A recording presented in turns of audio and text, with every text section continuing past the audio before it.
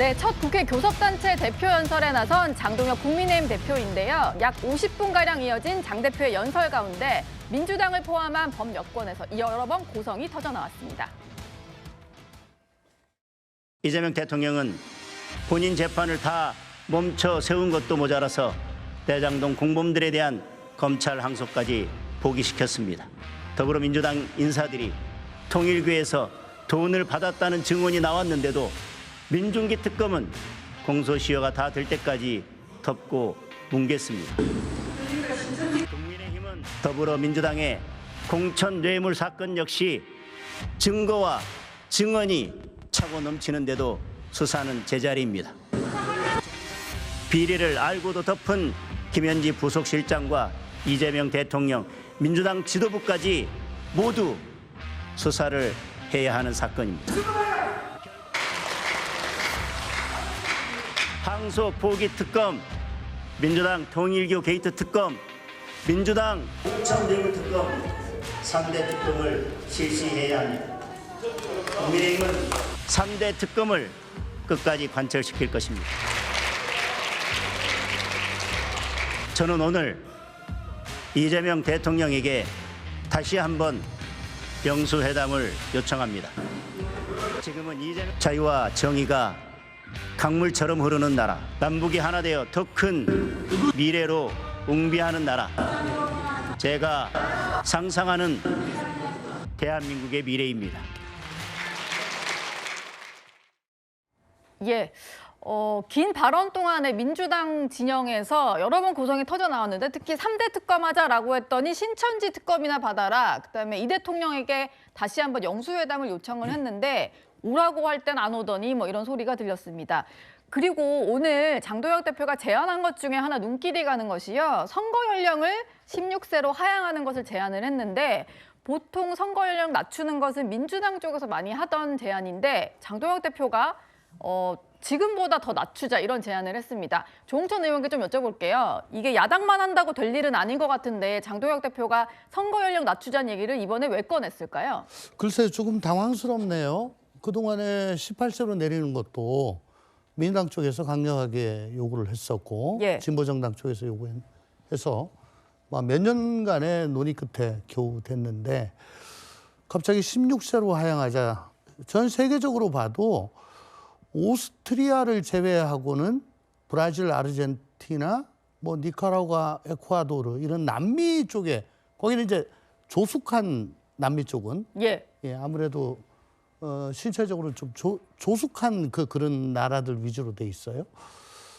그래서 16세면은 우리나라로 치면 고1, 2 이때쯤 되지 않겠습니까? 그렇죠. 고등학생쯤 될 것 같아요. 네.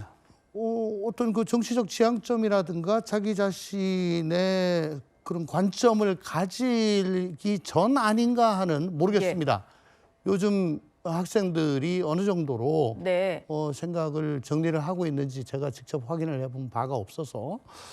근데 언뜻 생각을 하기에는 학교에서 정치 교육 같은 게 좀 같이 병행이 되면서 16세로 돼야지 그거 아니면은 그냥 부모님 의향을 따라가기가 쉬운 거 아닌가 그런 걱정도 좀 들고 다만 장동혁 대표가 저걸 얘기하는 건 지금 당내 분란도 일정 부분 좀 묻는 게 있겠고 이슈 던지는 걸로 네. 두 번째는 아무래도 20대 초반이 굉장히 보수화가 됐기 때문에 그 더 밑에 있는 10대는 보수화가 되지 않았을까 그런 생각을 좀 가지고 던진 거 아닌가 그런 생각은 제가 했습니다. 예. 지금 워낙 한동훈 전 대표 제명 결정 이후에 당이 시끄러우니까 새로운 이슈를 던지는 효과도 있을 테고 이런 말씀이셨는데요. 박지원 최고위원께 좀 여쭤볼까 합니다. 실제로 정치권 일각에서는 최근에 10대 청소년들이 많이 보수화가 되다 보니까 국민의힘이 표 계산 끝내놓고 이거 유리할 것 같아서 던진 거 아니냐 이런 얘기들도 나오는 것 같아요. 좀 어떻게 생각하시나요? 글쎄요, 요즘 10대, 20대 젊은 층에 이제 극우 세력들이 조금 많다 이런 지적들은 있는 것이고 그래서 어떤 청소년이나 청년층에 대한 민주 시민 교육이 필요하다, 또 디지털 리터러시 교육이 필요하다 이런 지적들이 있는 것은 사실인데요. 오늘 장동혁 대표님의 저 제안은 사실 저도 갑작스러워서 어떤 배경인지는 잘 알 수는 없습니다. 다만 이제 정당법상으로는 정당에 가입 가능한 연령이 16세로 돼 있기 때문에 이른 16세를 한번 제한해 보신 것 같은데 정당에 가입해서 정치 활동을 할 수 있는 연령과 또 공직선거에 참여해서 투표를 해서 그 투표 선출된 자의 어떤 민주적 정당성이 부여받는 그 평가의 기준은 좀 다를 수 있다고 보거든요. 예. 조홍천 전 의원님 말씀처럼 전 세계 국가 중에 200개 이상의 대부분의 국가는 18세로 하고 있고 또 지금 이번 이 사안을 정개특위에서 논의하자고 하시는데 사실 이번 정개특위에서는 대체로 6월 지방선거에 관한 대부분 논쟁을 하게 될 텐데 이번 지방선거를부터 선거연령 16세를 적용하자고 하는 것은 너무 급작스러운 변화라서 크게 현실성은 없지 않는가. 다만 청소년의 정치 참여 확대라든지 이런 차원에서 논의는 한번 해볼 수 있겠다. 이 정도로 판단하고 있습니다. 뭐 당장 이번 선거에서 적용은 어렵더라도 새로운 화두를 던진 건 맞는 것 같습니다. 장동혁 대표는 최근 의원총회에서 자신의 재신임 요구와 관련해서 교섭단체 연설 이후에 거취를 밝히겠다 이런 얘기를 했었습니다. 그렇다면 오늘대로 입장이 나와야 되는데요. 오늘 안에 나올 수 있을지, 나온다면 어떤 내용일지가 관심입니다.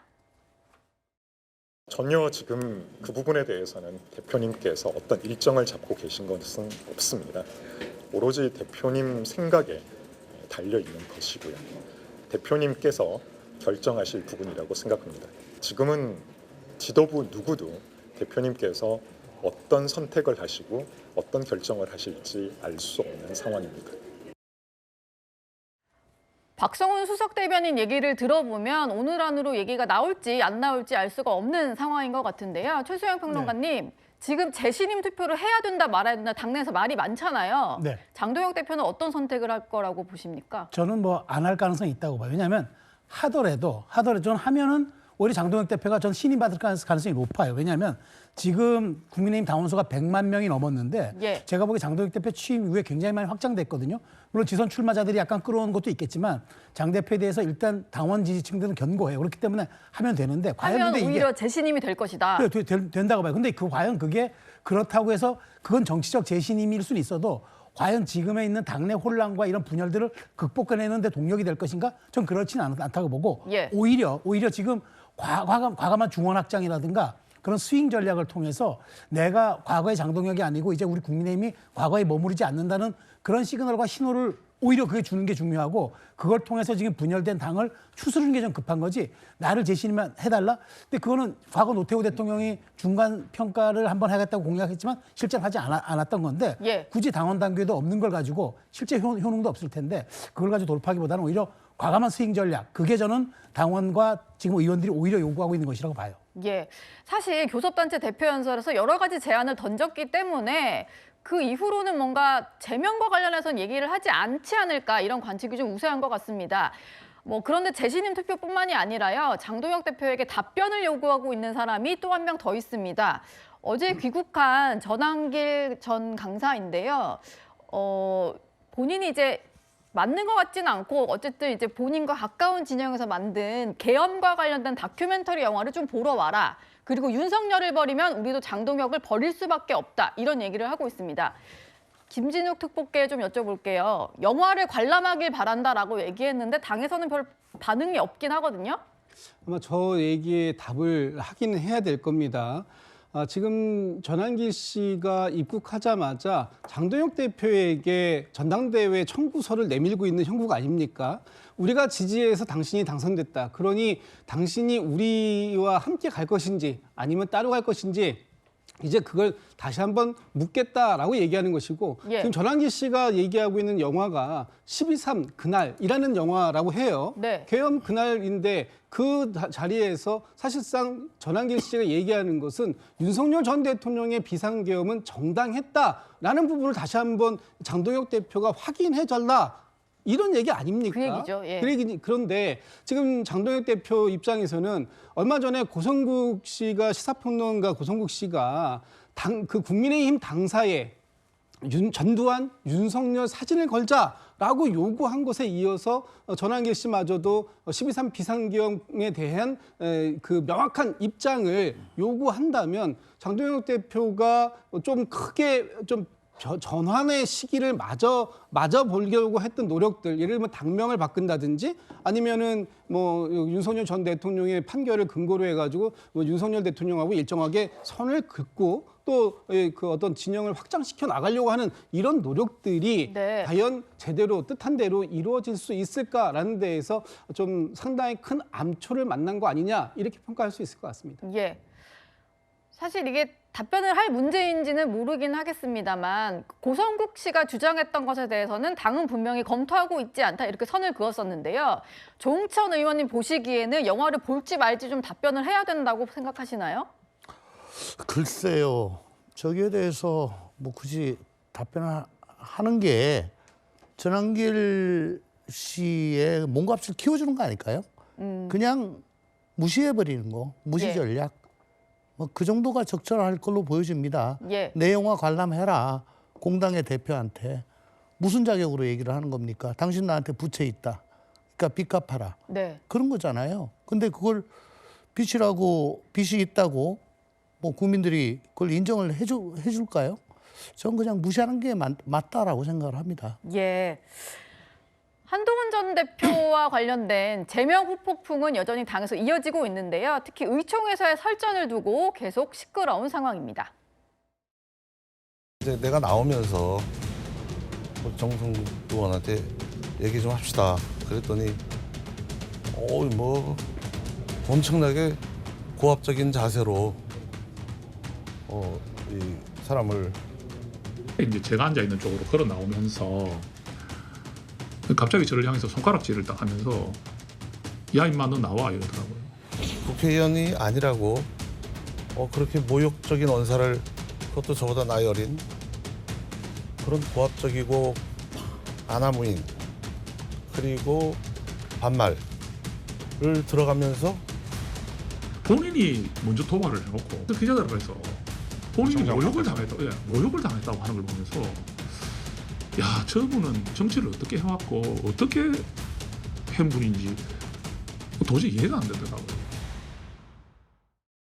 저희가 좀 교차 편집을 해봤더니 두 사람의 주장이 정반대로 엇갈리는 상황 같은데 어쨌든 의총에서 두 사람 간의 설전이 벌어진 건 확실한 것 같습니다. 박지원 최고위원이 나와 계셔서 좀 여쭤볼까 하는데요. 이게 지금 원외인 최고위원이 의원총회에 올 자격이 있냐 이걸 놓고 좀 시작된 논쟁이잖아요. 물론 당마다 또 사안마다 다를 수는 있겠는데 민주당은 어떤가요?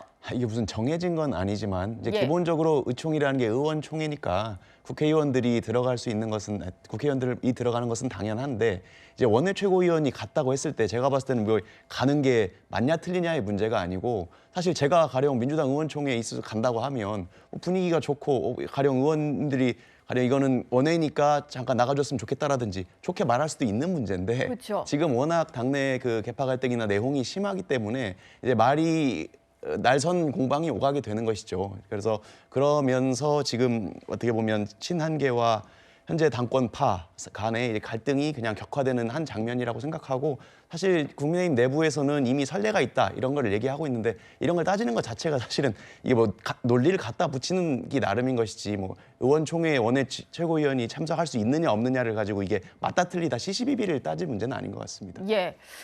그리고 뭐 의총에서도 설전도 설전인데 친한계와 관련해서 윤리위 제소가 좀 잇따르고 있다는 소식인데요. 이게 저희 채널A에서 취재를 한 내용입니다.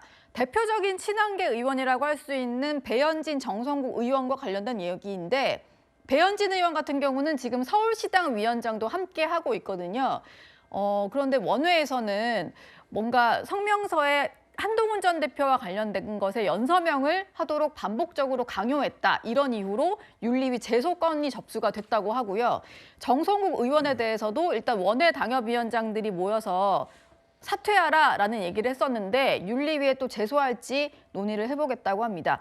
조응천 의원님, 이게 뭐 일단 잠재된 갈등이 표출되는 것 같긴 한데 이게 만약에 윤리위에서 실제로 논의를 해서 징계 결론이 날 경우에는 추가로 또 친한계 속가내기 시작됐다 이런 얘기 나올 것 같거든요. 특히 배현진 의원은 서울시당 위원장입니다. 예. 그래서 서울시의 시장 후보서부터 구청장 또 광역의원, 기초의원, 공천에서 일정 부분 역할을 하게 되죠. 아마 지금 친한이나 혹은 오세훈 시장 쪽에서는 배현진을 쏟아내서 시당 위원장을 당권파로 앉히려고 하는 거 아니냐, 그런 의심들을 하고 있는 것 같습니다. 예. 그래서 배현진 시당 위원장을 만약에 징계를 해가지고 그 당무라도 정지를 시키면 예. 당원권 정지 같은 걸 시켜버리면 아마 오세훈 현 시장이 안 그래도 장동혁 대표에게 센 말씀을 평소에 안 하시던 예. 센 말씀을 하시는데 아마 굉장히 폭발할 거 아닌가 그런 생각이 들고요. 네. 정성국 의원 같은 경우는 그 원외 당협위원장들이 어쨌든 지금 시시비비가 완전히 가려지지 않은 상태에서 같은 원외 당협위원장 출신인 원외 최고위원을 조광환 최고위원. 두둔을 하는 거잖아요. 네. 근데 그게 이제 당권파를 또 지금 두둔을 하는 거죠. 전국 단위 선거를 앞두고 아무래도 보포단 주먹이 가깝다. 뭐 그런 생각을 좀 하는 것 같습니다. 예.